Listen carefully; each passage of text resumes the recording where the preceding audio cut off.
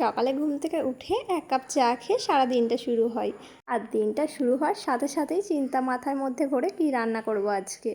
আমার না মনে হয় যদি সব থেকে কোনো কাজ কঠিন থাকে, কি রান্না করব আজকে সেই রান্নাটা ডিসাইড করা। তোমরা তো দেখেছোই বেশ কিছুদিন আগে আমরা দীঘা গিয়েছিলাম, আর সেখান থেকে বেশ কিছু পছন্দের মাছও নিয়ে এসেছি। আজকে ভাবলাম বাগদা চিংড়ি এনেছি আর সেটাই রান্না করি। চিংড়ি তো আমাদের বাড়িতে সকলের খুব প্রিয়।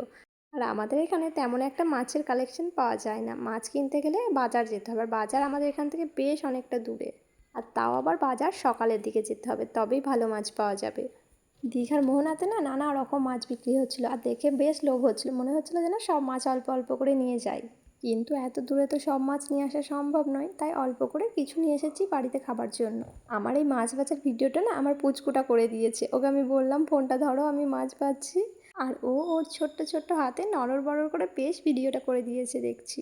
এর আগে একদিন পাবদা মাছ এনেছিলাম, সেটা রান্না করেছি, আর খেতে কিন্তু বেশ মজা হয়েছিল। আর মাছ বাজারে মাছ কিনবো কি, আমার পুচকুটাকে হয়তো তোমরা ভিডিওতে দেখেছো, মাছের গন্ধ শুঁকে এমন নাক ছিটকাচ্ছিল, মাছই কেনা হলো না ভালো মতন।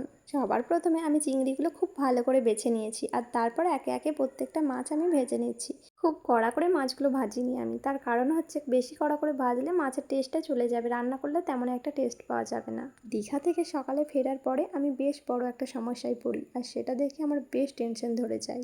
সকালে এসে দেখি মাছগুলো আনপ্যাক করার পরে মাছগুলো যখন ফ্রিজে রাখবো, দেখি ফ্রিজে আর ঠান্ডা হচ্ছে না কোনো জিনিস, এমনকি ফ্রিজের ডিপে বরফও জমছে না। আর মাছগুলো আমি কিভাবে ফ্রিজে রাখবো সেই নিয়ে আমার প্রচণ্ড টেনশন ধরে যায়। তারপরে আমি মাছগুলো ফ্রিজে রাখার পর ফ্রিজটা আবার নতুন করে রিস্টার্ট করি, আর তারপর দেখি ফ্রিজটা রীতিমতো ঠিক হয়ে গেছে, ফ্রিজে আবার নতুন করে ঠান্ডা হচ্ছে।